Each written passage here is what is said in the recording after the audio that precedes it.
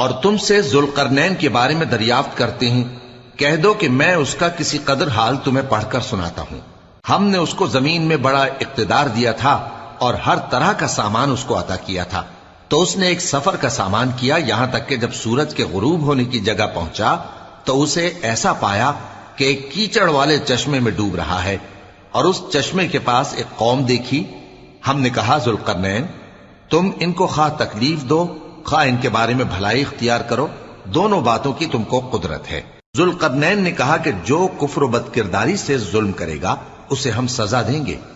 پھر وہ اپنے پروردگار کی طرف لوٹایا جائے گا تو وہ بھی اسے بڑا عذاب دے گا، اور جو ایمان لائے گا اور عمل نیک کرے گا اس کے لیے بہت اچھا بدلہ ہے، اور ہم اپنے معاملے میں اس سے نرم بات کہیں گے۔ پھر اس نے ایک اور سامان سفر کیا، یہاں تک کہ سورج کے طلوع ہونے کے مقام پر پہنچا تو دیکھا کہ وہ ایسا